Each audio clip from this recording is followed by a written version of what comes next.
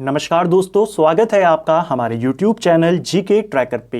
देखिए फ्रेंड्स, आज की वीडियो में हम बात करेंगे जो हमारी एक सीरीज है टॉप जीके एमसीक्यू सीरीज, जिसमें हम प्रीवियस ईयर के क्वेश्चंस को यहाँ पे एक्स्ट्रा फैक्ट के साथ कवर करते हैं। ये सभी क्वेश्चन आपसे किसी न किसी एग्जाम में पूछे गए हैं। इन सभी क्वेश्चंस को हम यहाँ पर पूरी डिटेल में कवर करते हैं। जो इनसे रिलेटेड जितने कॉन्सेप्ट होते हैं, जितने क्वेश्चन होते हैं, सब हम यहीं पर रिवाइज कर जाते हैं, जिससे आपके प्रीवियस ईयर क्वेश्चंस भी सॉल्व हो जाते हैं और साथ साथ में आपका रिवीजन भी चलता रहता है। ये हमारा इस सीरीज का 22वां पार्ट है। अगर आपने इससे पहले की क्लासेस को नहीं देखा है, आप उनको प्लेलिस्ट में जाके देख सकते हैं। तो चलिए दोस्तों, आज की क्लास को शुरू करते हैं। पहला क्वेश्चन है हमारा, अखिल भारतीय खादी एवं ग्रामोद्योग बोर्ड की स्थापना कब होती है? तो देखिए, जो ये अखिल भारतीय वाला है, इसको लिखा जाता है AIKVIB,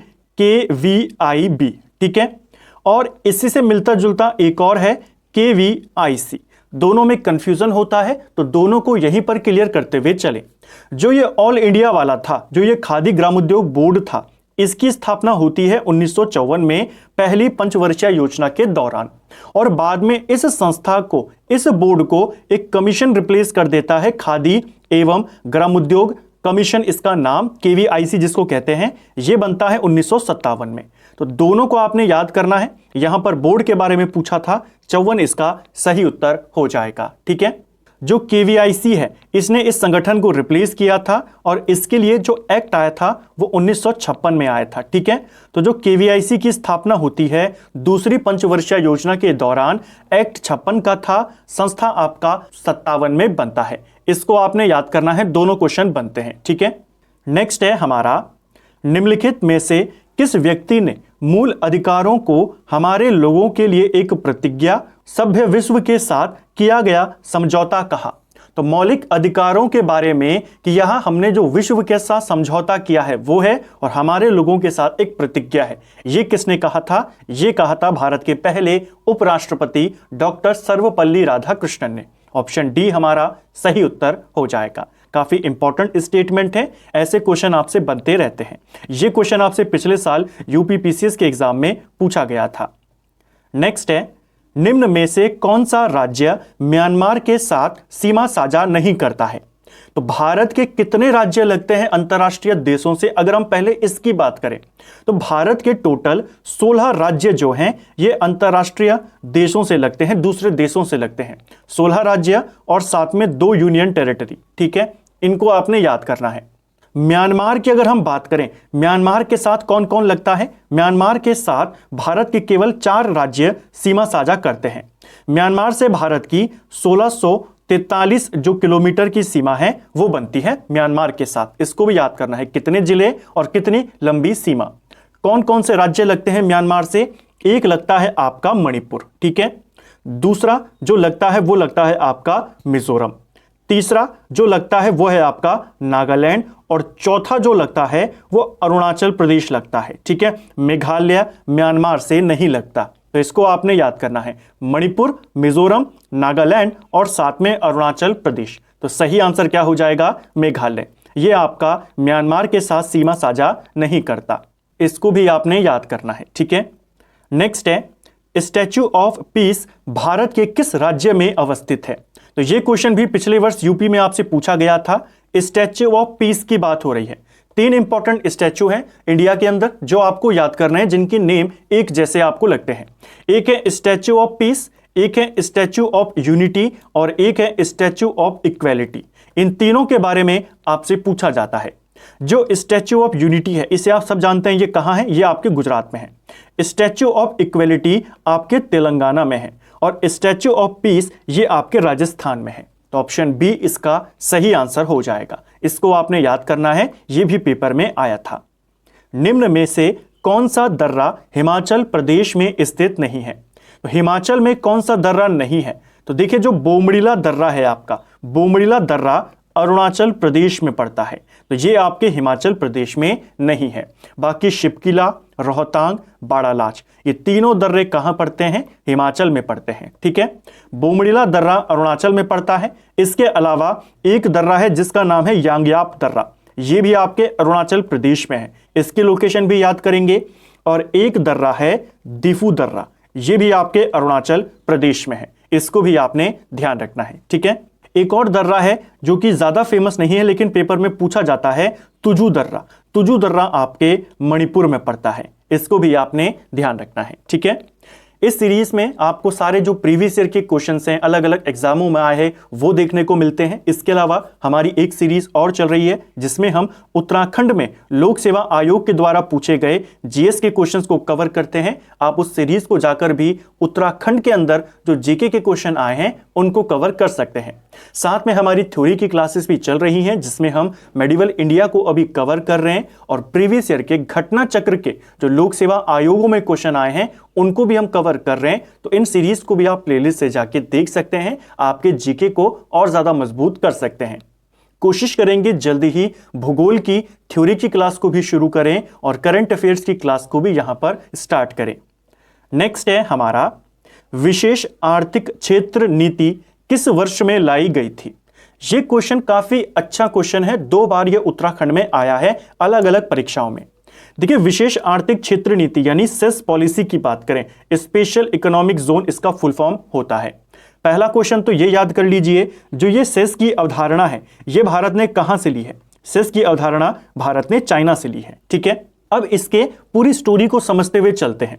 देखिए, सेस क्या होता है, एक ऐसा क्षेत्र, ऐसा मुक्त व्यापार क्षेत्र होता है जहां पर ज्यादा टैक्सेस नहीं होते हैं।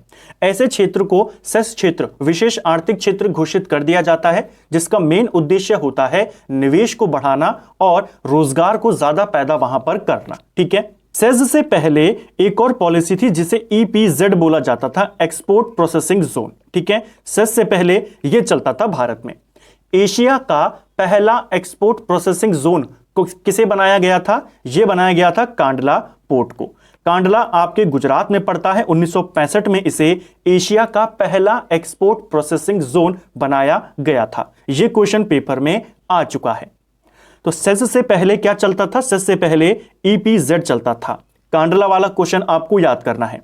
हुआ ये सन 2000 में, जो EPZ पॉलिसी थी इसको खत्म कर दिया गया और इसकी जगह पर सेस पॉलिसी को लाया गया। तो कब लाई गई ये नीति, ये लाई गई 2000 में। ऑप्शन ए सही आंसर हो जाएगा। ठीक है, क्वेश्चन बना है तो आपने इसको ध्यान रखना है। EPZ को कब खत्म किया गया, 2000 में। सेस कब लाया गया, 2000 में। इन दोनों में ज्यादा अंतर नहीं है, बिल्कुल इसी की तरह है ये। बस फर्क इतना है, जो ये EPZ था इसका क्षेत्र थोड़ा सा सीमित था, इसका क्षेत्र थोड़ा सा व्यापक है। बाकी दोनों काम एक ही है, दोनों का उद्देश्य एक है, निवेश बढ़ाना, रोजगार पैदा करना। यहां पर हुआ ये दूसरा क्वेश्चन खत्म। कांडला वाला याद करेंगे, फिर दूसरा ये वाला पॉइंट याद करेंगे कि 2000 में इसकी जगह पर इसे लाए। तीसरा बिंदु याद करेंगे, जो सेस अधिनियम है, सेस एक्ट, ये कब आया। तो सेस एक्ट आपके 2005 में आया, इसको भी याद करेंगे। और जो ये सेस अधिनियम था इसे लागू कब किया गया, इसे लागू 2006 में किया गया। तो इन 4 वर्षों को आपने याद करना है सेस को लेकर के। पहला 1965, दूसरा 2000, तीसरा 2005 और फिर 2006। 65 में EPZ वाला पहला एक्सपोर्ट प्रोसेसिंग जोन बनाया गया कांडला को। इसमें EPZ को खत्म कर दिया, सेस को ले आए। यहां पर सेस अधिनियम आया और यहां पर सेस अधिनियम लागू हो गया। तो इसको आपने याद करना है। ठीक है, नेक्स्ट है हमारा भारतीय औद्योगिक पुनर्निर्माण बैंक की स्थापना कब की गई थी। तो अगर हम इस बैंक की बात करें, शॉर्ट में इसे IRBI लिखा जाता है, industrial reconstruction bank of India. इसकी स्थापना होती है मार्च 1985 में। ऑप्शन सी सही आंसर हो जाएगा। अगर इस बैंक के लिए अधिनियम की बात हो तो अधिनियम इसके लिए 1984 में आया था। बैंक का गठन 1985 में होता है, इसको आपने याद करना है। ठीक है, नेक्स्ट है भारतीय संविधान में कैबिनेट शब्द का प्रयोग केवल एक जगह किसके तहत हुआ है। तो हमारे संविधान में कैबिनेट शब्द का इस्तेमाल केवल एक जगह पर हुआ है और यह है आर्टिकल 352। ऑप्शन डी सही उत्तर हो जाएगा। जो आर्टिकल 352 का तीसरा वाला पार्ट है, इसमें बताया गया है कि आपातकाल की घोषणा राष्ट्रपति तब करेंगे जब उनको कैबिनेट की लिखित सूचना इसकी प्राप्त होगी। तो इसको आपने याद करना है। कैबिनेट शब्द केवल एक जगह पर आया है 352 में, वो भी 352(3) में आया है। ठीक है, नेक्स्ट है भारतीय संविधान की प्रस्तावना में निम्न में से किस एक को पहले मुख्य रूप से सम्मिलित नहीं किया गया था। तो इनमें से किसे पहले हमारे संविधान में शामिल नहीं किया गया था, उसको देखते हैं। तो देखिए सही आंसर हो जाएगा ऑप्शन डी, समाजवाद और धर्मनिरपेक्षक। इन दोनों को हमारे संविधान में, जो मूल संविधान था जो 1950 में लागू हुआ, उसमें ये शामिल नहीं थे। इन शब्दों को 1976 में जो 42वां अमेंडमेंट किया गया, उसके तहत संविधान में जोड़ा गया। हालांकि यहां पर भी धर्मनिरपेक्ष है लेकिन प्रजातंत्र संविधान में था, समाजवाद यहां पर है लेकिन समानता संविधान में थी, तो ये आंसर नहीं होंगे। आंसर क्या होंगे? यहां पर दोनों शब्द ऐसे हैं जो संविधान में नहीं थे, इनको जोड़ा गया था 42वें संशोधन के तहत। इसके अलावा एक और चीज जोड़ी गई थी, एकता और अखंडता। इसको भी आपने याद करना है। इन तीनों को संविधान में 1976 में जोड़ा गया था। जो 42वां संशोधन हुआ था 1976 में, इस संशोधन को लघु संविधान भी बोला जाता है, ठीक है। मिनी कॉन्स्टिट्यूशन किसको कहते हैं? इसी 42वें संशोधन को। इसके तहत कई सारे परिवर्तन संविधान में किए गए थे। पहला परिवर्तन तो यही था, 3 नए शब्द जोड़े गए। दूसरा परिवर्तन यह था, जो मौलिक कर्तव्य हैं उनको संविधान में जोड़ा गया। तीसरा जो चेंज किया गया, लोकसभा, विधानसभा, इनके कार्यकाल को 6 वर्ष कर दिया गया। चौथा जो परिवर्तन यहां पर किया गया, राष्ट्रपति के लिए बाध्य कर दिया गया कैबिनेट की सिफारिशों को मानना, ठीक है। पांचवा जो परिवर्तन किया गया, इस संशोधन के तहत जो नीति निदेशक तत्व हैं उनकी सर्वोच्चता सुनिश्चित कर दी गई मौलिक अधिकारों के ऊपर। यह भी इसी अधिनियम, इसी संशोधन के तहत किया गया। और छठा जो चेंज यहां पर किया गया महत्वपूर्ण, संविधान संशोधनों को न्यायिक पुनरीक्षण के बाहर कर दिया गया। इसको भी आपने याद करना है। ये कुछ इंपॉर्टेंट चेंजेस जो 42वें अमेंडमेंट में हुए थे, इसलिए इसे मिनी कॉन्स्टिट्यूशन कहते हैं। नेक्स्ट है, प्रथमतः आपात स्थिति की घोषणा कितने समय काल के लिए की जा सकती है? तो इमरजेंसी की घोषणा जब की जाती है तो यह शुरुआत में 6 महीने के लिए होती है। ऑप्शन ए हमारा सही आंसर होगा। हालांकि जब इसकी घोषणा होती है तो 1 महीने के अंदर अंदर संसद से इसका अनुमोदन करवाना होता है, लेकिन होती कितने महीने के लिए है? 6 महीने के लिए। नेक्स्ट है, महात्मा बुद्ध ने अपना पहला धर्म चक्र परिवर्तन किस स्थान पर दिया था? देखिए, महात्मा बुद्ध के द्वारा जो पहला उपदेश दिया गया था, बौद्ध ग्रंथों में इसी पहले उपदेश को धर्म चक्र परिवर्तन बोला जाता है। तो सिंपल से आपसे क्वेश्चन पूछा है, महात्मा बुद्ध ने अपना पहला उपदेश कहां पर दिया था? तो इन्होंने अपना पहला उपदेश सारनाथ में दिया था। ऑप्शन बी सही आंसर होगा। सारनाथ का प्राचीन नाम भी पूछा जाता है। सारनाथ का प्राचीन नाम है ऋषिपत्तनम। कई बार एग्जामिनर क्या करता है, आपको यही क्वेश्चन पूछ लेगा और कहेगा कि बताइए कहां पर दिया था पहला उपदेश। ऑप्शन में सारनाथ नहीं देगा, ऋषिपत्तनम दे देगा। दोनों एक हैं, ठीक है। निम्न में से कौन सा गोलमेज सम्मेलन 1932 में हुआ था? तो सिंपल सा क्वेश्चन है, लेकिन एग्जाम में यही सिंपल सा क्वेश्चन कंफ्यूज क्रिएट कर देता है, क्योंकि तीनों गोलमेज सम्मेलन एक के बाद एक हुए थे। तो आपको पता होना चाहिए 1932 में कौन सा वाला हुआ था। 1932 में तीसरा गोलमेज सम्मेलन हुआ था। अगर हम पहले गोलमेज सम्मेलन की बात करें तो ये आपके 12 नवंबर 1930 को शुरू हुआ और 19 जनवरी 1931 तक चला, ठीक है। दूसरे वाले की बात करें तो ये आपका 7 सितंबर 1931 में शुरू हुआ और आपके 1 दिसंबर 1931 तक चला। और इसके बाद आता है तीसरा वाला, जो कि नवंबर 1932 में शुरू हुआ, दिसंबर 1932 तक। तो पहला वाला 30-31 दोनों में चला, दूसरा वाला 31 में, तीसरा वाला 32 में। इसको आपने याद करना है, ठीक है। 3 ही गोलमेज सम्मेलन होते हैं, तीनों के तीनों लंदन में होते हैं, इसको भी ध्यान रखेंगे।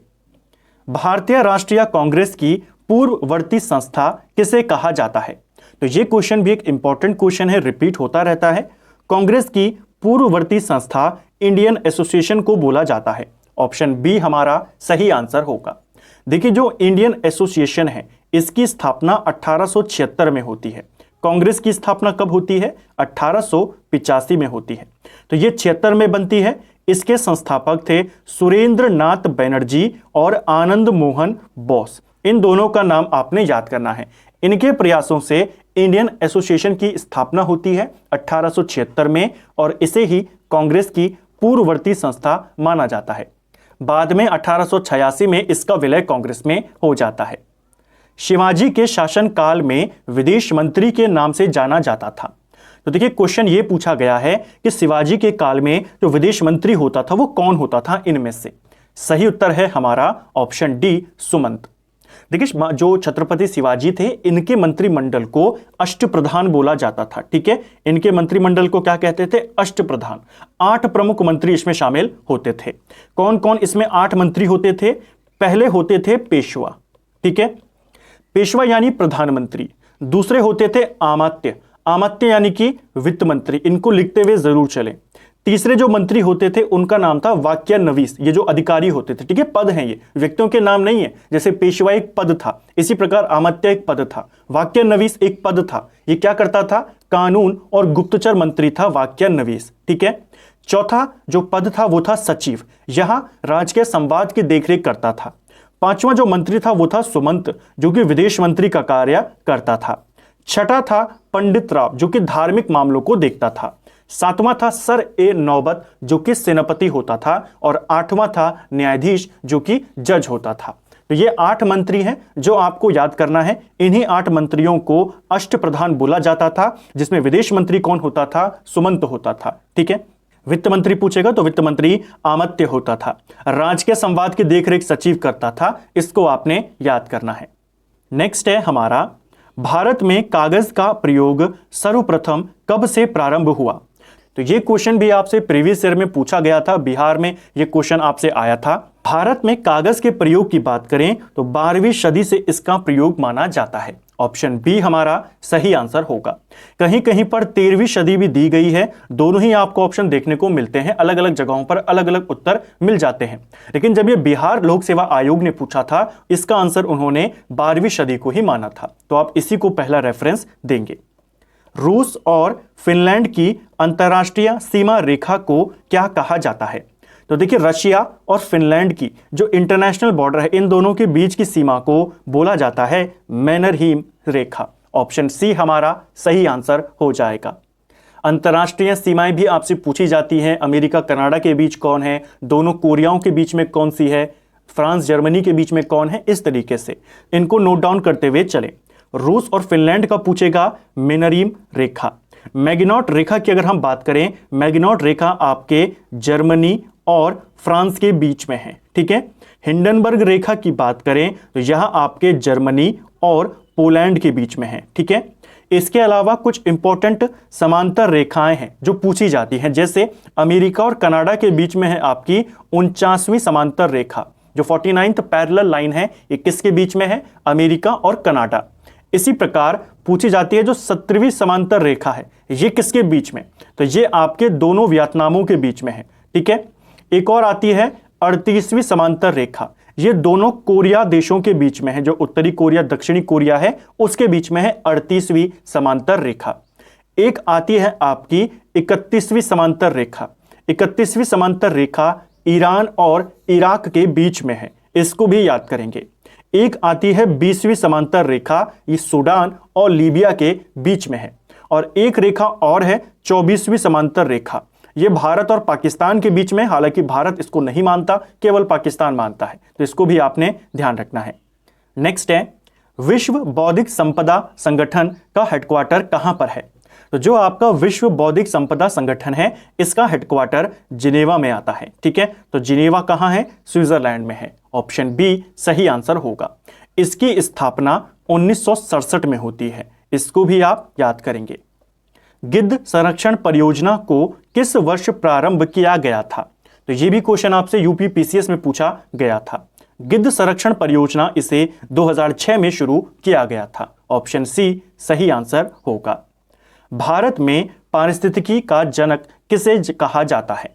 तो भारत में पारिस्थितिकी का जनक, ये भी यूपी पीसीएस में आया था, ये कहा जाता है रामदेव मिश्रा को। ऑप्शन डी हमारा सही आंसर होगा। रामदेव मिश्रा के द्वारा 1956 में international society for tropical ecology की स्थापना करी गई थी, तो इनको भी आपने याद करना है। 56 में इन्होंने उसकी स्थापना करी थी और इनको भारत में पारिस्थितिकी का जनक माना जाता है। वायुसेना के दक्षिण पश्चिमी कमांड का मुख्यालय कहाँ स्थित है? तो सेनाओं के मुख्यालय भी आपसे पूछ लिए जाते हैं कई बार, ये भी यूपी पीसीएस में आया था 2021 में, यानी कि उत्तर प्रदेश के लोक सेवा आयोग ने इसको पूछा, तो उत्तराखंड का भी पूछ सकता है। वायुसेना का जो दक्षिण पश्चिमी कमांड है इसका हेडक्वार्टर गांधीनगर है। ऑप्शन ए हमारा सही आंसर होगा। कुल कितनी कमांड है अगर हम वायुसेना की बात करें? कुल 7 कमांड है। एक है आपकी पूर्वी कमांड, ठीक है। पूर्वी कमांड का हेडक्वार्टर कहां है? ये आपके शिलोंग में पड़ता है, इसको याद कर लीजिए, ठीक है। एक आती है पश्चिमी कमांड, इसका हेडक्वार्टर आपके दिल्ली में पड़ता है, ठीक है। दक्षिण पश्चिमी हमने देख लिया गांधीनगर। केंद्रीय की बात करें, केंद्रीय वायुसेना कमांड कहां पर है? तो ये आपके इलाहाबाद में है, ठीक है, इसको भी याद करेंगे।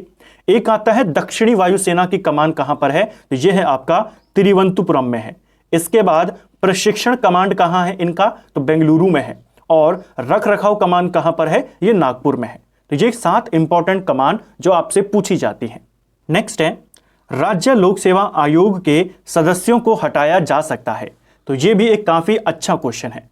देखिए, राज्य लोक सेवा आयोग के सदस्यों को हाईकोर्ट की जांच के बाद राष्ट्रपति के द्वारा हटाया जा सकता है। यहां पर जांच लिख देना बीच में, जैसे यहां पर है ना, इसी प्रकार। तो उच्चतम न्यायालय की जांच के द्वारा राष्ट्रपति इनको हटा सकते हैं। इनकी जांच होगी, पहले सुप्रीम कोर्ट जांच करेंगे, उसके बाद राष्ट्रपति को अधिकार है इनको पद से हटाने का। राज्यपाल इनको नहीं हटाते हैं, ठीक है। नेक्स्ट है, भारत में थोक मूल्य सूचकांक यानी कि WPI के आंकड़े निम्नलिखित में से कौन सा संस्थान या कार्यालय जारी करता है? तो यह भी एक अच्छा क्वेश्चन है। भारत में WPI के आंकड़े जारी करता है वाणिज्य एवं उद्योग मंत्रालय। ऑप्शन बी हमारा सही आंसर होगा। काफी इंपॉर्टेंट क्वेश्चन है, इकोनॉमिक का क्वेश्चन, और यूपी में ही आपसे पूछा गया था लोक सेवा आयोग के द्वारा। किस संशोधन के तहत मतदान की आयु 21 वर्ष से घटाकर 18 वर्ष की गई थी? तो देखिए, मतदान की आयु 21 से घटाकर 18 ये करी गई थी 61वें संशोधन के तहत, जो कि 1989 में हुआ था। इसको भी याद करेंगे। इंडोनेशिया के द्वीप समूह में पश्चिम से पूर्व दिशा की ओर सही क्रम निम्नलिखित में से कौन सा है? तो देखिए, उत्तराखंड में भी आपसे 2-3 क्वेश्चन इस प्रकार से आए हैं कि आपको पूर्व से पश्चिम या पश्चिम से पूर्व के क्रम लगाने होते हैं। आपको ध्यान होगा, नॉर्थ ईस्ट की पहाड़ियों का क्रम लगाने को पूछा गया था। यह क्वेश्चन आपसे यूपी लोक सेवा आयोग ने 2021 में पूछा था, तो हो सकता है उत्तराखंड में भी आ जाए, तो इसको भी याद कर लेना। इंडोनेशिया के द्वीपों का पश्चिम से पूर्व की दिशा में जो क्रम है वो है ऑप्शन बी, सुमात्रा, जावा, बाली और लोम्बोक। यह क्वेश्चन आपका बन सकता है। यूपी में आ चुका है, उत्तराखंड में भी इस टाइप के क्वेश्चन की क्रम लगाइए पूछे जाते रहते हैं, ठीक है। सामाजिक विकास की 3 अवस्थाओं का सिद्धांत मूलतः किसने दिया था? तो सामाजिक अवस्थाओं की, सामाजिक विकास की 3 चरण होते हैं, 3 अवस्थाएं होती हैं। एक होता है धार्मिक चरण, आध्यात्मिक चरण और एक होता है सकारात्मक चरण। इसके बारे में जो सिद्धांत दिए ये किसने दिए थे? ये दिए थे ऑगस्ट काम्टे के द्वारा। ऑप्शन डी सही आंसर होगा। ऐसे क्वेश्चन भी आपके बनते रहते हैं। निम्न में से किस स्थान पर भारत में प्रथम नगर निगम स्थापित किया गया था? इंडिया का पहला नगर निगम 1688 में बनाया गया था मद्रास में। ऑप्शन बी हमारा सही आंसर होगा। नेक्स्ट है, सातवाहन शासकों के संदर्भ में निम्नलिखित कथनों में से कौन सा कथन सत्य है? तो चलिए स्टेटमेंट पढ़ते हैं। सातवाहन नरेश प्राकृत भाषा के पोषक थे, यह भी सही है। सातवाहन काल में कला के लोक पक्ष को अधिक प्रोत्साहन मिला, तो दोनों स्टेटमेंट आपके सही हैं सातवाहनों को लेकर के। ऑप्शन बी इसका सही आंसर होगा। नेक्स्ट है, राजा रणजीत सिंह ने किस स्थान पर अदालत ए आला की स्थापना करी थी? तो यह भी यूपी लोक सेवा आयोग ने आपसे पूछा था। रणजीत सिंह, इन्होंने अदालत ए आला की स्थापना लाहौर में करी थी। रणजीत सिंह की राजधानी लाहौर में थी और इनकी धार्मिक राजधानी अमृतसर में थी। तो इस अदालत का इस्तेमाल इन्होंने, या इसका गठन इन्होंने लाहौर में किया था। इसको भी आपने याद करना है। सिखों को लेकर के पूरे जो नोट्स हैं आपके एक सिंगल वीडियो में हमने कवर किए थे, प्रॉपर नोट्स के साथ, जिसमें हमने सभी सिख गुरुओं के बारे में, उनसे जुड़े हुए तथ्य और उसके बाद सिख साम्राज्य के बारे में पूरी टू द पॉइंट नोट्स को हमने कवर किया है। आप इसे प्लेलिस्ट में जाकर देख सकते हैं। Poverty and un British rule in India पुस्तक किस वर्ष में प्रकाशित हुई थी? तो ये क्वेश्चन भी यूपी लोक सेवा आयोग ने पूछा था और एक अच्छा क्वेश्चन मुझे काफी लगा, क्योंकि अभी तक हर बार यह हमको देखने को मिलता है हर बुक में। ये किताब किसने लिखी? तो ये किताब लिखी है भारत के ग्रैंड ओल्ड मैन दादा भाई नौरोजी ने। ये किताब प्रकाशित कब हुई? तो यह किताब 1901 में प्रकाशित होती है। ऑप्शन बी सही आंसर होगा। नेक्स्ट है, दूरदर्शन की शुरुआत कब होती है? तो ये भी एक रिपीटेड क्वेश्चन है, पेपर में आता रहता है। दूरदर्शन की शुरुआत होती है 15 सितंबर 1959 से। ऑप्शन ए हमारा सही आंसर होगा। 2-3 बातें आपको और याद करनी है दूरदर्शन को लेकर के। शुरुआत तो आपको ध्यान रखनी है। क्वेश्चन बनेगा, दूरदर्शन से हिंदी समाचार पत्र की जो हिंदी समाचार थे इनका प्रसारण कब शुरू किया गया? तो दूरदर्शन से हिंदी न्यूज का प्रसारण ये शुरू हुआ 15 अगस्त 1965 से। ठीक है, तो अगर हिंदी प्रसारण की बात करेगा समाचारों का तो वो 1965 से हुआ है। दूरदर्शन की शुरुआत 1959 से हुई है, इसको याद करेंगे। तीसरा क्वेश्चन बनता है, दूरदर्शन को किस वर्ष आकाशवाणी से अलग कर दिया गया? तो इसे आकाशवाणी से अलग किया गया 1972 में, इसको भी याद करेंगे। और चौथा क्वेश्चन बनता है, दूरदर्शन पर रंगीन कार्यक्रम की शुरुआत कब करी गई? तो यह करी गई 1982 में। जो कलर प्रोग्राम्स थे इनकी शुरुआत 82 में होती है। हिंदी समाचार की हमने बात करी, दूरदर्शन की पहली समाचार वाचक कौन थी? उनका नाम भी पूछा जाता है, प्रतिमा पुरी उनका नाम है। तो फ्रेंड्स, ये था हमारी सीरीज है टॉप जीके एमसीक्यू सीरीज, जिसमें हम प्रीवियस ईयर के क्वेश्चंस को यहां पर कवर करते हैं। आज की वीडियो में भी हमने जीके के पूछे गए प्रीवियस ईयर के प्रश्नों को यहां पर देखा और इनसे जुड़े हुए सभी तथ्यों को साथ साथ में कवर किया। उम्मीद करता हूं आपको आज का वीडियो पसंद आया होगा। अगर आपको यह वीडियो पसंद आया है तो वीडियो को लाइक करें। अगर आप चैनल पर पहली बार आए हैं, चैनल को सब्सक्राइब करें, अपने दोस्तों के साथ शेयर करें। वीडियो आपको कैसा लगा कमेंट बॉक्स में हमें जरूर बताएं। Thank you friends.